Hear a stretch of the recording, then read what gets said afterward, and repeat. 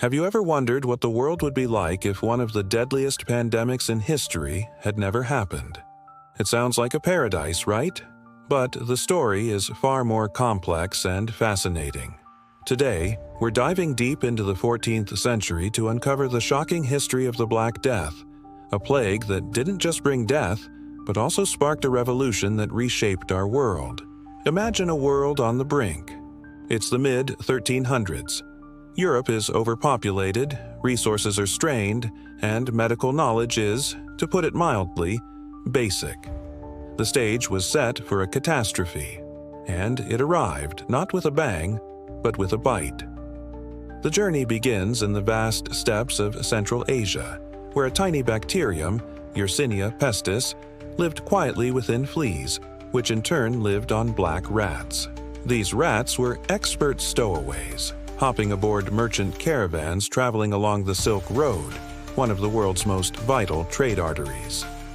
By 1346, the plague had reached the bustling Black Sea port of Kaffa. The story goes that the besieging Mongol army, ravaged by the disease themselves, catapulted infected corpses over the city walls. This might be one of history's first and most horrifying acts of biological warfare. From Kaffa, it was only a matter of time. Genoese trading ships, their holds filled with silks, spices, and unseen infected rats, fled the city, unknowingly becoming vectors of death. When these ships docked in Sicily in October 1347, Europeans got their first horrifying glimpse of the Great Pestilence. Sailors arrived either dead or dying, covered in mysterious black boils that oozed blood and pus. These boils, called buboes, gave the plague its most famous name, the bubonic plague. The authorities quickly ordered the death ships out of the harbor, but it was too late. The plague was ashore. From Italy, the Black Death spread with terrifying speed. It moved along trade routes, riverways, and pilgrimage paths. It didn't discriminate between rich and poor, pious and sinner. It stormed through France, Spain, and England by 1348, reaching Germany, Scandinavia, and Russia by 1350. The symptoms were the stuff of nightmares. First came the fever, chills, and fatigue. Then, the telltale buboes appeared in the groin, armpits, or neck. If the infection spread to the lungs, it became pneumonic plague, which could be transmitted simply by coughing. Even more terrifying was the septicemic plague, where the bacteria entered the bloodstream, causing skin to turn dark purple and black from internal bleeding, leading to almost certain death within hours. People were terrified and bewildered. What was causing this apocalyptic disease? Lacking any understanding of germ theory, they looked for answers everywhere. Some believed it was a punishment from God for humanity's sins. This led to the rise of the flagellants, groups of penitents who traveled from town to town, publicly whipping themselves to atone for their sins, hoping to appease God's wrath. Ironically, their travels only helped spread the disease further. Others sought a scapegoat. In a tragic and dark chapter of this period, Jewish communities were falsely accused of poisoning wells and deliberately spreading the plague.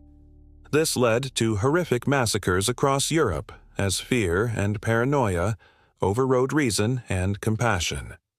The most common belief, however, was that the plague was caused by miasma, or bad air. Physicians advised people to carry sweet-smelling flowers or herbs, called posies, to ward off the corrupt air. They wore bizarre, bird-like masks with long beaks filled with aromatic herbs, hoping to filter the air they breathed. It was a desperate attempt to fight an invisible enemy they couldn't comprehend. In just 5 years, from 1347 to 1352, the Black Death wiped out an estimated 30% to 60% of Europe's population. That's anywhere from 75 to 200 million people worldwide.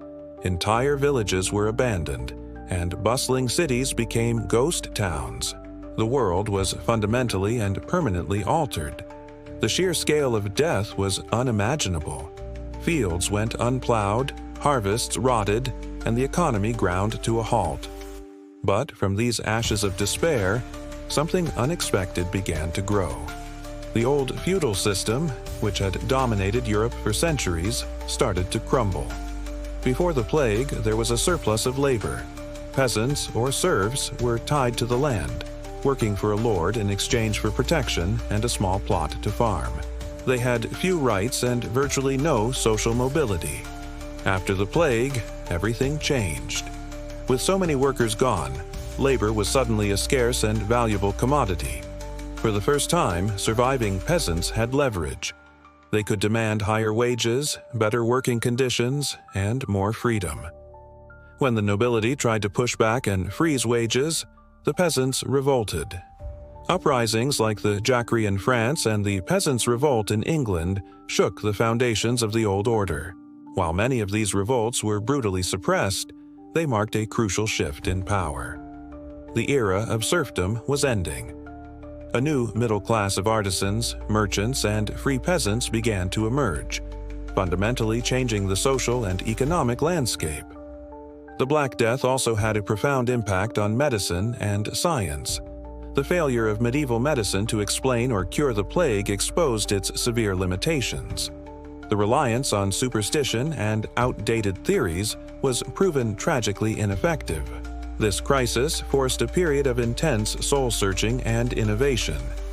Universities began to place a greater emphasis on direct observation, anatomy, and practical study over blind adherence to ancient texts. Public health measures, primitive as they were, also began to take shape. The concept of quarantine, isolating the sick to prevent the spread of disease, was developed in port cities like Venice and Ragusa, a practice we still use today.